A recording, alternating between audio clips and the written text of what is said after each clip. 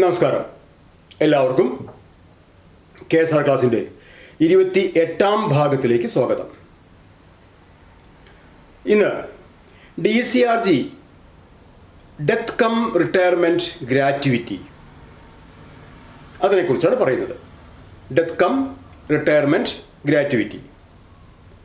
Retire ചെയ്യുന്ന സമയത്ത് അഥവാ സർവീസിലിരിക്കെ മരണപ്പെടുകയാണെങ്കിൽ ആ സമയത്ത്, മരണപ്പെടുകയാണെങ്കിൽ ഫാമിലിക്ക്, റിട്ടയർ ചെയ്യുന്ന സമയത്ത് ഈ റിട്ടയർ ചെയ്ത ഓഫീസർക്ക് ലഭിക്കുന്ന ഒരു എമൗണ്ട്, അതിനെയാണ് നമ്മൾ ഗ്രാറ്റുവിറ്റി എന്ന് പറയാം. ഈ ഗ്രാറ്റുവിറ്റി കണ്ടുപിടിക്കുന്നത് ചെറിയൊരു ഫോർമുല ഉണ്ട് അതിന്. ലാസ്റ്റ് മന്ത് എമോളുമെൻറ്റ്സ്, ആ വാക്ക് തെറ്റിക്കരുത്, എമോളുമെൻറ്റ്സ് ആണ്. മറ്റേതൊക്കെ നമ്മൾ പേ എന്നാണ് പറഞ്ഞത്. ഫാമിലി പെൻഷനും പേ എന്നാണ് പറഞ്ഞത്. സർവീസ് പെൻഷനും ലാസ്റ്റ് 10 months ആവറേജ് പേ എന്നാണ് പറഞ്ഞത്. ഇവിടെ ലാസ്റ്റ് മന്ത് എമോളുമെൻറ്റ്സ് ആണ് എന്ന് പറഞ്ഞാൽ എന്താ വ്യത്യാസം? ഇവിടെ ബേസിക് പേ മാത്രമല്ല എടുക്കുക, pay plus D A. Pay plus D A. Pay എന്ന് പറഞ്ഞാൽ പേയിൻ്റെ കൂടെ പേ പോലെ കണക്കാക്കാവുന്ന മറ്റെന്തെങ്കിലും അലവൻസുകൾ അദ്ദേഹം വാങ്ങിക്കുന്നുണ്ടെങ്കിൽ അതും. അത് പെൻഷനിലും അങ്ങനെ തന്നെയാണ് പറഞ്ഞത്. പെൻഷനിൽ ലാസ്റ്റ് 10 months, അവിടെയും ലാസ്റ്റ് 10 months എമോളുമെൻറ്റ്സ് എന്ന് പറഞ്ഞു. അവിടുത്തെ എമോളുമെൻറ്റ്സിൽ എന്തുൾപ്പെടില്ല? D A ഉൾപ്പെടില്ല. ഇവിടെ DCRG കണക്കാക്കാൻ ലാസ്റ്റ് മന്ത് എമോളുമെൻറ്റ്സ് എന്ന് പറയുമ്പോൾ that is inclusive of D A ആണ്. പേ അവിടെ ഇവിടെ ഒരുപോലെ തന്നെയാണ്. Basic pay plus any other allowances which shall be treated as pay. ഇപ്പോൾ personal pay, special pay drawn for the period of 3 years continuously, DNS pay, അങ്ങനെ ഉള്ള പേ പോലെ കണക്കാക്കാവുന്ന ഏത് അലവൻസ് ഉണ്ടെങ്കിലും അതെല്ലാം കൂടി ചേർക്കും. പെൻഷൻ ആകുമ്പോഴും അങ്ങനെ തന്നെയാണ്. ഇവിടെ അതിൻ്റെ കൂടെ ഡി എയും കൂടെ ചേർക്കും. അപ്പോൾ പേ പ്ലസ് ഡി എ, അതാണ് ലാസ്റ്റ് മന്ത് എമോളുമെൻറ്റ്സ് എന്ന് പറഞ്ഞാൽ ഇവിടെ ഉദ്ദേശിക്കുന്നത്, DCRGക്ക് ഉദ്ദേശിക്കുന്നത്. So pay plus D A into QS by 2, qualifying service divide by 2. But അവിടെ എന്തായിരുന്നു? AE by 2 into QS by 30 ആയിരുന്നു പെൻഷനിൽ. AE by 2, average emoluments by 2 into QS by 30. ഇവിടെ DCRGക്ക് ആവറേജ് എമോളുമെൻറ്റ്സ് ഒന്നും ഒരു പ്രശ്നമല്ല. അവസാനത്തെ മാസത്തെ പേ plus any other allowances which can be considered as pay plus D A, അത് ഇൻറ്റു QS by 2. അവിടെ QS by 30 ആയിരുന്നു, ഇവിടെ QS by 2, qualifying service divide by 2. ഒരു വ്യത്യാസം എന്താ? Here the maximum limit of qualifying service is 33. 33 വർഷമാണ്. അതാണ് നമ്മൾ അന്ന് അപ്പോൾ കുറച്ച് കാര്യങ്ങൾ പറഞ്ഞത്. Maximum qualifying service for pension is 30 and for DCRG is 32. DCRGക്ക് 33 വർഷവും ഇവിടെ പെൻഷന് 30 വർഷവുമാണ്. അപ്പോൾ ഇവിടെ DCRG കണക്കാക്കുമ്പോൾ മാക്സിമം ക്വാളിഫൈങ് സർവീസ് എത്രയാ? 33 വർഷം. 33 ഡിവൈഡ് ബൈ 2, അതായത് 16.5. അപ്പോൾ ഒരു ഓഫീസറുടെ മാക്സിമം DCRG എത്രയാന്ന് ചോദിച്ചാൽ 16.5 times of his last month emoluments. 16.5 times of his last month emoluments subjected to a maximum of 17 lakhs. പലപ്പോഴും ചോദിച്ചിട്ടുണ്ട്. 11ാം ശമ്പള കമ്മീഷൻ പ്രകാരം ഒരു ഓഫീസർക്ക് ലഭിക്കാവുന്ന മാക്സിമം DCRG എത്രയാണ്? 17 lakhs ആണ്, 17 ലക്ഷം. അത് 10ാം ശമ്പള കമ്മീഷൻ ആയിരുന്നെങ്കിൽ ആ കാലത്ത് അത് 14 lakhs ആയിരുന്നു, അത് 14 ലക്ഷമായിരുന്നു. ഇന്ന് അത് 17 ലക്ഷമാണ്. അതായത് last month pay plus D A into half of the qualifying service. Half of the qualifying service QS by 2 എന്ന് പറഞ്ഞാൽ എന്താ? Half of the qualifying service subjected to a maximum qualifying service of 33 years. Qualifying സർവീസിൻ്റെ maximum 33 വർഷം എന്ന് കണക്കാക്കി ആ qualifying സർവീസിൻ്റെ പകുതി into last month emoluments means last month pay plus D A. അങ്ങനെ മൾട്ടിപ്ലൈ ചെയ്യുമ്പോൾ നമുക്ക് ലഭിക്കുന്ന എമൗണ്ട് എത്രയിൽ കൂടാൻ പാടില്ല? ഇന്നത്തെ സീലിംഗ് ആയിട്ടുള്ള 17 lakhs കൂടാൻ പാടില്ല. Subjected to a maximum of 17 lakhs. അതാണ് ഇന്നത്തെ DCRG കണക്കാക്കുമ്പോൾ DCRGയുടെ മാക്സിമം പലപ്പോഴും ചോദിക്കാറുണ്ട്. മാക്സിമം DCR അതെങ്ങനെയാ? As per 11th pay revision the maximum DCRG is dash. അങ്ങനെ ചോദിക്കുന്നത് വളരെ അപൂർവമേ ഉള്ളൂ. ചോദ്യം എങ്ങനെയാവും വരിക? An officer is drawing a basic pay of this much whose increment date is ഇന്നത്. ചിലപ്പോൾ ആ ഇൻക്രിമെന്റ് ഡേറ്റ് അദ്ദേഹത്തിൻ്റെ റിട്ടയർമെന്റ് മന്ത് ആയിരിക്കും. അപ്പോൾ വാങ്ങിക്കുന്ന ബേസിക് പേ 4-5 മാസം മുന്നത്തെ ബേസിക് പേ ആവും പറഞ്ഞിട്ടുണ്ടാവുക. അതിനോട് കൂടിയിട്ട് ഈ ഇൻക്രിമെന്റ് കൂട്ടണം. അപ്പോൾ ആ മാസത്തെ ലാസ്റ്റ് മന്തിലെ ബേസിക് പേ കിട്ടി.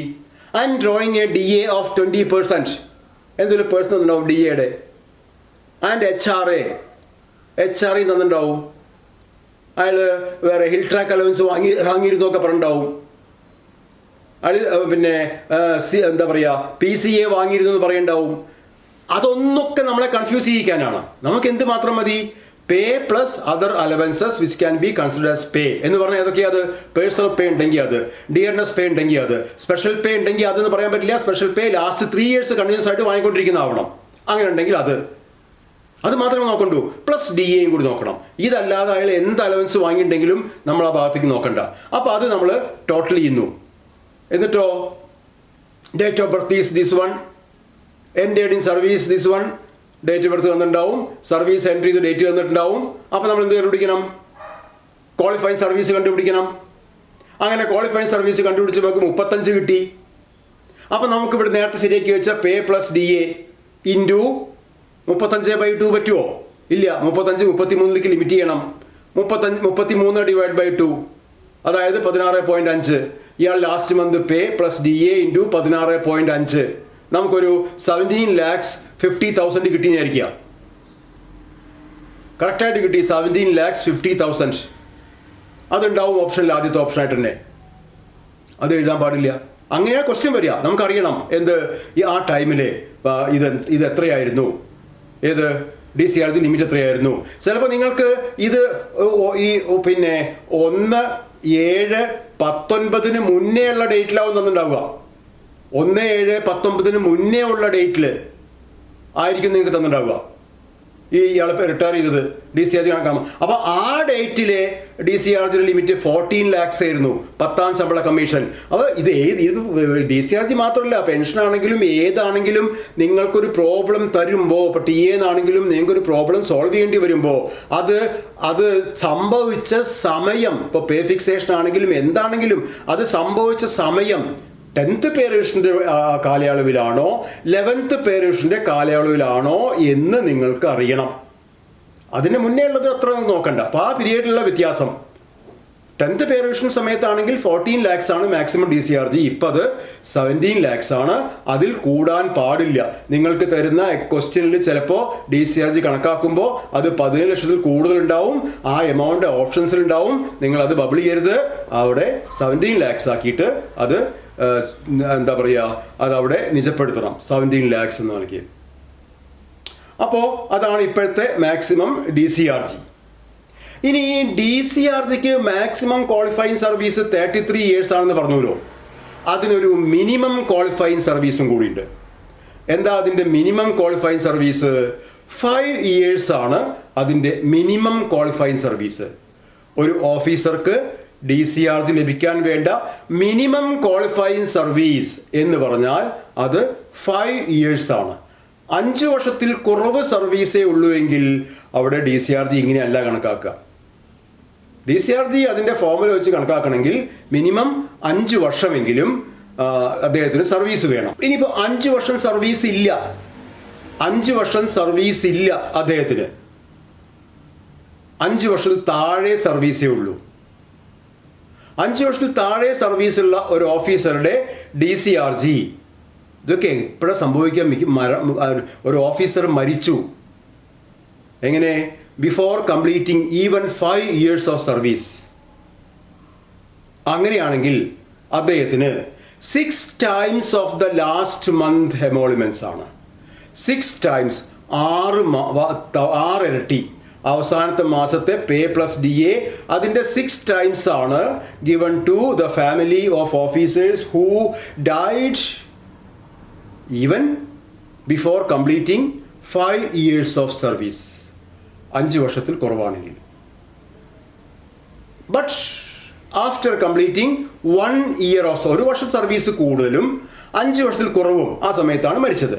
5 വർഷം സർവീസ് തികഞ്ഞിട്ടില്ല, എന്നാൽ 1 വർഷത്തിൽ കൂടുതൽ സർവീസ് ഉണ്ട് താനും. അങ്ങനെയാണെങ്കിൽ ഇനി 1 വർഷം പോലും സർവീസ് തികയാതെ ഒരു ഓഫീസർ സർവീസിലിരിക്കെ മരിച്ചു. ഡെത്ത് കം റിട്ടയർമെൻറ്റ് ഗ്രാറ്റുവിറ്റി ആണല്ലോ, മരിച്ചു.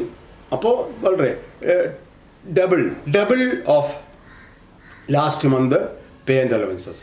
പേ means double of last month pay plus D A. അതാണ് 1 വർഷത്തിൽ കുറവ് സർവീസുള്ള ഒരു ഓഫീസർ മരിക്കുമ്പോൾ ഫാമിലിക്ക് നൽകുന്ന DCRG. ഇവിടെ കുറച്ച് കൺഫ്യൂഷൻസ് വരുന്ന ഭാഗങ്ങളാണ് പറയാൻ പോകുന്നത്. ഇപ്പോൾ 5 വർഷം സർവീസ് തികയുന്നതിൻ്റെ മുന്നേ ഒരു ഓഫീസർ മരിച്ചു. അപ്പോൾ 6 times ആണ്. ഇനിയിപ്പോൾ 5 വർഷത്തിന് ശേഷം ഒരു ഓഫീസർ മരിച്ചു. But before completing 24 years of service. 24 വർഷം സർവീസ് പൂർത്തിയാക്കിയിട്ടില്ല. 5 വർഷം സർവീസ് പൂർത്തിയാക്കി. 8 വർഷം കഴിഞ്ഞിട്ടാവാം, 10 വർഷം കഴിഞ്ഞിട്ടാവാം, 12 വർഷം കഴിഞ്ഞിട്ടാവാം. 24 വർഷം സർവീസ് കംപ്ലീറ്റ് ചെയ്യുന്നതിന് മുന്നേ മരിച്ചു. അപ്പോൾ അവരുടെ ഫാമിലിക്ക് 12 times of last month pay plus D A ആണ്. 12 ഇരട്ടി. അതായത് if the officer have 24 years of service, assuming that the qualifying service of the officer is 24 years, അങ്ങനെ കണക്കാക്കും. 24 വർഷം സർവീസ് ഉള്ളതായി കണക്കാക്കും. ഇത് ഈ എലിജിബിലിറ്റി വേണമെങ്കിൽ ഈ രീതിയിൽ DCRG കണക്കാക്കാനുള്ള അർഹത നേടണമെന്നുണ്ടെങ്കിൽ 5 വർഷത്തിൽ കൂടുതൽ സർവീസ് വേണം. അതാണ് പറഞ്ഞത്, 5 വർഷത്തിൽ കൂടുതൽ സർവീസ് ഉണ്ടെങ്കിലാണ് ഇതൊക്കെ ബാധകമുള്ളൂ. 5-ൽ കുറവാണെങ്കിൽ വെറും 6 ഇരട്ടി. അതും 1 വർഷമെങ്കിലും വേണം. 5-ൽ കുറവ് 6 ഇരട്ടി. 1 വർഷം പോലും ഇല്ലെങ്കിൽ 2 ഇരട്ടി. അത്രയേ ഉള്ളൂ. പക്ഷെ 5-ൽ കൂടുതലായി സർവീസ് ഉണ്ടെങ്കിൽ 5-ൽ കൂടുതൽ സർവീസുള്ള ഏതൊരു ഓഫീസറും 24 വർഷം സർവീസ് തികയുന്നതിന് മുന്നേ എന്ന് മരണപ്പെട്ടാലും 10 വർഷമാവാം, 12 വർഷമാവാം, 15 വർഷമാവാം, 18 വർഷമാവാം, എന്ന് മരണപ്പെട്ടാലും ഓഫീസറുടെ കുടുംബത്തിന് 12 times 24 വർഷം സർവീസ് ഉള്ളതായി കണക്കാക്കി last month pay plus D A into 24/2 എന്ന് പറഞ്ഞാൽ QS അവിടെ 24 ആയി ഫിക്സ് ചെയ്ത് വെച്ചിരിക്കുകയാണ്. 24 വർഷം സർവീസ് തികയുന്നതിൻ്റെ മുന്നേ ആര് മരിച്ചാലും qualifying service is fixed as 24. ഇത് പെൻഷൻ കണക്കാക്കാനില്ല കേട്ടോ. DCRG കണക്കാക്കാൻ മാത്രമേ ഉള്ളൂ. പെൻഷൻ ഇങ്ങനെ കണക്കായിക്കൂടെ ചോദിക്കും. അങ്ങനെ നിയമമില്ല. DCRG കണക്കാക്കാനാണ് qualifying service is fixed as 24 years for those officers who died while in service before completing 24 years of qualifying service. അവർക്ക് മാത്രമാണ് ഇങ്ങനെ 24 ആയി ഫിക്സ് ചെയ്ത് വെച്ചിട്ടുള്ളൂ. 24/2. അതായത് last month pay into 24. Last month pay plus D A into 24. അങ്ങനെയാണ് 5 വർഷത്തിന് ശേഷം 24 വർഷത്തിന് താഴെ സർവീസ് ഉള്ളവരോട് DCRG കണക്കാക്കുക. എപ്പോൾ? മരിക്കുമ്പോൾ. സർവീസിലിരിക്കെ മരിക്കുമ്പോൾ. അപ്പോൾ സർവീസിലിരിക്കെ റിട്ടയർ ചെയ്യുമ്പോഴോ 20 വർഷം സർവീസിൽ ഒരാൾ റിട്ടയർ ചെയ്യുകയാണ്, ലേറ്റ് എൻട്രിയാണ് സർവീസിൽ. അല്ലെങ്കിൽ 20 വർഷമേ ക്വാളിഫൈഡ് സർവീസ് ഉള്ളൂ. 12A അല്ലെങ്കിൽ 12E പ്രകാരമൊക്കെ ലീവ് എടുത്തിട്ട് കുറേ സർവീസ് നോൺ ക്വാളിഫൈഡ് സർവീസായിട്ട് മാറ്റി. എല്ലാം കൂടി കണക്കാക്കി നോക്കുമ്പോൾ 20 വർഷമേ ഉള്ളൂ ക്വാളിഫൈഡ് സർവീസ്, 18 വർഷമേ ഉള്ളൂ ക്വാളിഫൈഡ് സർവീസ്. ശരി, 18 വർഷം ക്വാളിഫൈങ് സർവീസിലോട് കൂടി അദ്ദേഹം റിട്ടയർ ചെയ്യുകയാണ്. അങ്ങനെ റിട്ടയർ ചെയ്യുമ്പോൾ അദ്ദേഹത്തിന് DCRG കണക്കാക്കുക എങ്ങനെയാ? Last month pay plus D A into 18/9. കാരണം 18 വർഷമേ ക്വാളിഫൈങ് സർവീസ് ഉള്ളൂ. നേരത്തെ പറഞ്ഞ 24 വർഷത്തെ കണക്ക് ആർക്ക് മാത്രമേ ഉള്ളൂ? Officers who died while in service before completing 24 years. അത് ആർക്ക് ബാധകമല്ല? Officers who retired from service before completing 24 years of service എന്നവിടെ പറഞ്ഞിട്ടില്ല. അവർക്കിത് ബാധകമല്ല. 18 വർഷം സർവീസ് കഴിഞ്ഞിട്ടാണ് റിട്ടയർ ചെയ്തത്. അപ്പോൾ 18 വർഷത്തിന് ഇക്വലൻ്റ് ആയിട്ടുള്ള ഗ്രാറ്റുവിറ്റിയെ കൊടുക്കുള്ളൂ. Last month pay plus DA into 18/2 into 9 ടൈംസേ കിട്ടുള്ളൂ. അതേ സർവീസിലിരിക്കാൻ മരിക്കുകയല്ല ചെയ്തതേ, റിട്ടയർ ചെയ്യുക ചെയ്തത്. നമ്മൾ പറഞ്ഞു വരുന്നത് DCRGയുടെ ഒരു പ്രത്യേക ടേമിനെ കുറിച്ചാണ്. റെസിഡ്യുവൽ DCRGനെ കുറിച്ചാണ് നമ്മൾ പറഞ്ഞു വരുന്നത്. റെസിഡ്യുവൽ DCRG, അതിനാണ് ഇപ്പോൾ ഇത്രയും പറഞ്ഞത്. അപ്പം നമുക്ക് നോക്കുക, ഈ 18 വർഷം സർവീസുള്ള ഒരു ഓഫീസർ റിട്ടയർ ചെയ്തപ്പോൾ അദ്ദേഹത്തിന് ലഭിച്ച DCRG last month pay plus DA into 9 18/2 ആണല്ലോ, QS/2 ആണല്ലോ, അപ്പോൾ 9. അതേസമയം ഇതേ 18 വർഷം സർവീസിലുള്ള ആൾ സർവീസ് ഇരിക്കെ മരിച്ചാൽ അയാളുടെ DCRG എങ്ങനെയാണ് കണക്കാക്കിയത്? Last month pay plus DA into 12, നേരത്തെ ഇൻറ്റു 9, ഇപ്പോൾ ഇൻറ്റു 12 ആവാൻ എന്താ കാരണം? അദ്ദേഹം മരിക്കുകയുണ്ടായത്. അതുകൊണ്ട് ഇനിയിപ്പോൾ ഈ 18 വർഷം സർവീസിലുള്ള ഒരു ഓഫീസർ 18 വർഷം സർവീസ് ശേഷം റിട്ടയർ ചെയ്തു വന്നിട്ട് അദ്ദേഹം സർവീസിലിരിക്കുകയായിരുന്നെങ്കിൽ 24 വർഷം തികയുന്ന ആ ദിവസത്തിന് മുന്നേ മരിച്ചാൽ, അതായത് 18 വർഷം സർവീസ് കംപ്ലീറ്റ് ചെയ്തു, റിട്ടയർ ചെയ്തു വന്നു, സർവീസിലുണ്ടായിരുന്നെങ്കിൽ എന്ന് പറഞ്ഞാൽ അവിടെ 56 വയസ്സായിട്ടുണ്ടാവും, സർവീസ് ഉണ്ടാവും സാധ്യതയില്ല. പക്ഷെ എന്നാലും നമ്മൾ അങ്ങനെ കണക്കാക്കും. സർവീസ് ഉണ്ടായിരുന്നെങ്കിൽ ഇനി 24 വർഷമാകാൻ അദ്ദേഹത്തിന് എത്ര വേണം? 6 വർഷം കൂടി സർവീസ് വേണം. ഈ 6 വർഷത്തിനിടയ്ക്ക് അദ്ദേഹം മരിക്കുകയാണെങ്കിൽ, റിട്ടയർ ചെയ്ത ശേഷം കേട്ടോ, റിട്ടയർ ചെയ്തതിന് ശേഷം 6 വർഷത്തിനകത്ത്, എന്ത് 6ന്റെ കണക്ക്? റിട്ടയർ ചെയ്യുമ്പോൾ സർവീസ് 18 ഉള്ളൂ. ഈ DCRG മരണപ്പെടുന്നവർക്ക് ലഭിക്കുന്ന DCRGയുടെ 12 ടൈംസ് ലഭിക്കണമെങ്കിൽ 24 വർഷം സർവീസ് വേണം. അപ്പോൾ ഇയാൾ ഇനി തുടർന്ന് വരുന്ന 6 വർഷത്തിനകത്ത് മരിക്കുകയാണെങ്കിൽ ഇയാളുടെ DCRG റീകാൽക്കുലേറ്റ് ചെയ്യും. എന്താക്കിയിട്ട്? 12 ടൈംസ് ആക്കി റീകാൽക്കുലേറ്റ് ചെയ്യും. എന്നിട്ട് വാങ്ങിച്ച 9 ടൈംസ് കഴിച്ച് ബാക്കി അദ്ദേഹത്തിൻ്റെ ഫാമിലിക്ക് കൊടുക്കും. അതിനെയാണ് റെസിഡ്യുവൽ DCRG എന്ന് പറയുന്നത്. റെസിഡ്യൂ എന്ന് പറഞ്ഞാൽ ഒരു എന്താ പറയുക, ഒരു പ്രസിപ്പിറ്റേറ്റ്, ഒരു അവശിഷ്ടം ഊറി വരുന്നത്, അതാണ് റെസിഡ്യൂ. ബാക്കിയുള്ളത് എങ്ങനെയാ ബാക്കി വന്നത്? ഇയാൾ സർവീസ് ഇരിക്കുകയാണെങ്കിൽ 24 വർഷം തികയുന്ന ആ ഡേറ്റിന് മുന്നേ അദ്ദേഹം മരിച്ചു, റിട്ടയർ ചെയ്തു, ശരിയാ. എന്നാലും 24 വർഷം സർവീസ് ആവുന്നതിന് മുന്നേ അദ്ദേഹം മരിച്ചു. അങ്ങനെ വരുമ്പോൾ ഈ DCRG റീകാൽക്കുലേറ്റ് ചെയ്യും. റിട്ടയർ ചെയ്യുമ്പോൾ എത്ര മടങ്ങാണോ വാങ്ങിയത് അത് കഴിച്ച് ബാക്കി 12 മടങ്ങിൻ്റെ ബാക്കി, ഇപ്പോൾ 9 മടങ്ങാണ് വാങ്ങിയത്. 18 വർഷം സർവീസ് റിട്ടയർ ചെയ്തു, വാങ്ങിയത് 9 മടങ്ങാണ്. 2 വർഷം കഴിഞ്ഞപ്പോൾ അദ്ദേഹം മരിച്ചു. അപ്പോൾ എന്ത് ചെയ്തു? DCRG പഴയ പോലെ 12 ടൈമായിട്ട് ഉയർത്തി. ആ 12 ടൈമായിട്ട് ഉയർത്തിയപ്പോൾ എന്താണോ ബാലൻസ് വരുന്നത്, last month pay plus DA into 12 minus last month pay plus DA into 9, എന്താണോ ബാലൻസ്, ആ ബാലൻസ് എമൗണ്ട് അദ്ദേഹത്തിൻ്റെ ഫാമിലിക്ക് കൊടുക്കും. അപ്പോൾ അതുകൊണ്ടാണ് പൊതുവെ പറയുന്നത് മിനിമം DCRG ഈസ് 12 ടൈംസ് എന്ന് പറയുന്നത്. പക്ഷേ ആ 12 ടൈംസ് എന്നുള്ളത് ഈ 18 വർഷം കംപ്ലീറ്റ് ചെയ്തു, റിട്ടയർ ചെയ്തു, അദ്ദേഹം കുറേ കാലം ജീവിച്ചിരുന്നു. 6 വർഷമല്ല, 8 വർഷമല്ല, 10 വർഷമല്ല, അദ്ദേഹം ജീവിച്ചിരുന്നു. എത്ര വർഷം നമുക്ക് പറയണില്ല. അദ്ദേഹത്തെ സംബന്ധിച്ചോളം ഈ റെസിഡ്യുവൽ DCRG ഇല്ല. അപ്പോൾ അദ്ദേഹത്തിന് DCRG എത്രയാണ് മാക്സിമം കിട്ടിയത്? 9 ടൈംസേ ഉള്ളൂ. മരിക്കുന്ന DCRG, death come retirement gratuity, അതിൻ്റെ മിനിമമാണ് 12 ടൈംസ് മരിക്കണം. എന്നാലേ മിനിമം 12 ടൈംസ് നമുക്ക് പറയാൻ പറ്റുള്ളൂ. മറ്റത് ഗ്രാറ്റുവിറ്റിയാണ്. 18 വർഷം സർവീസ് കഴിഞ്ഞു, റിട്ടയർ ചെയ്തു, കിട്ടിയത് എന്താ? ഗ്രാറ്റുവിറ്റിയാണ്. അതെപ്പോഴാണ് ഡെത്ത് കം റിട്ടയർമെൻറ്റ് ഗ്രാറ്റുവിറ്റി ആവുക? 18 വർഷം സർവീസ് കഴിഞ്ഞു, റിട്ടയർ ചെയ്ത് വന്നു, 24 വർഷം തികയുന്നതിന് മുന്നേ തുടർന്നുള്ള 6 വർഷങ്ങൾക്കിടയിൽ അദ്ദേഹം മരിച്ചു. അപ്പോൾ അദ്ദേഹം വാങ്ങിയ ഗ്രാറ്റുവിറ്റി എന്തായി മാറി? DCRG ആയി, ഡെത്ത് കം റിട്ടയർമെൻറ്റ് ഗ്രാറ്റുവിറ്റി ആയിട്ട് മാറി. അതിൻ്റെ മിനിമം 12 ടൈംസ് ആണ്. ഇയാൾ വാങ്ങിയത് 9 ടൈംസ് ആണ്. അപ്പോൾ ആ ബാലൻസ് അദ്ദേഹത്തിൻ്റെ ഫാമിലിക്ക് കൊടുക്കും. ഇതിനെയാണ് എന്ത് പറയുക? റെസിഡ്യുവൽ ഗ്രാറ്റുവിറ്റി എന്ന് പറയാം. അപ്പോൾ ഇത്രയാണ് ഗ്രാറ്റുവിറ്റിയെ കുറിച്ച് നമുക്ക് പറയാനുള്ള കാര്യങ്ങൾ. ഏതാണ്? Minimum qualifying service for gratuity is 5 years. Maximum service for gratuity is 33 years. And gratuity is defined as എത്ര? Last month pay plus DA into QS by 2.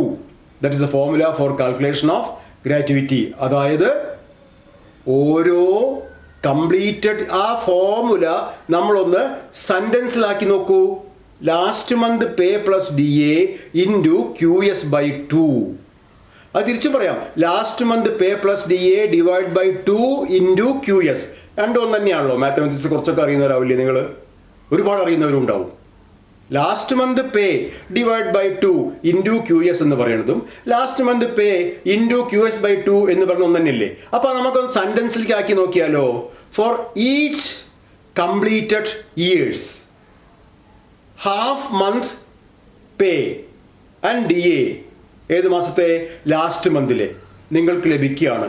എന്തായിട്ട്? DCRG ആയിട്ട്.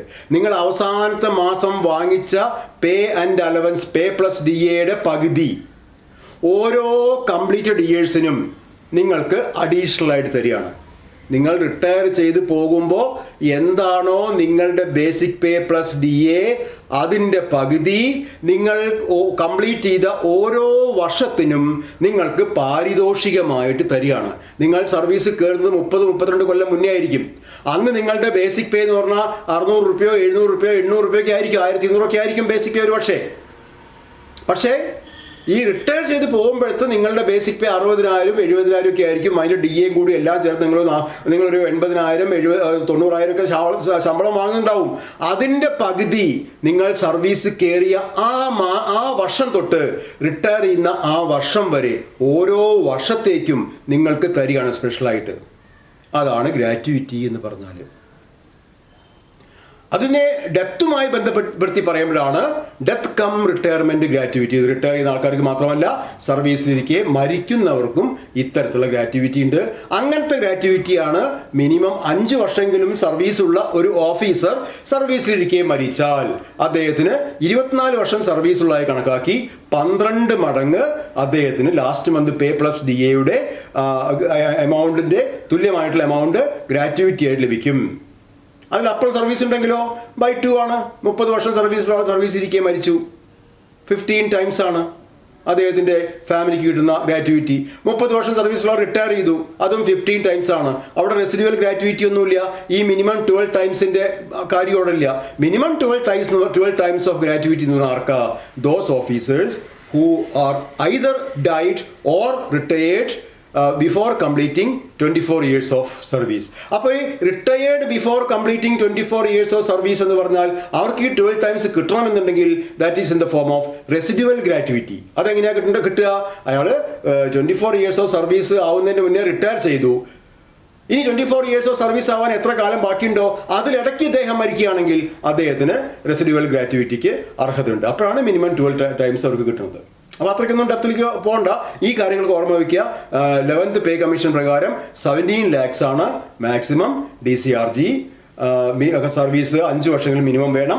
5 വർഷം സർവീസ് ഇല്ലാത്തവർക്ക് 1 year സർവീസ് എങ്കിലും ഉണ്ടെങ്കിൽ 6 times of last month pay plus DA ആണ്. 1 year service തികയാത്തവർക്ക് double of last month pay plus DA ആണ്. ഇത്രയും കാര്യങ്ങളൊക്കെയാണ് DCRGയെ കുറിച്ച് നമുക്ക് ഡിസ്കസ് ചെയ്യാനുള്ളത്. അത്രയാണ് ഇന്ന് ഡിസ്കസ് ചെയ്യാൻ ഉദ്ദേശിക്കുന്നത്. ഓക്കെ.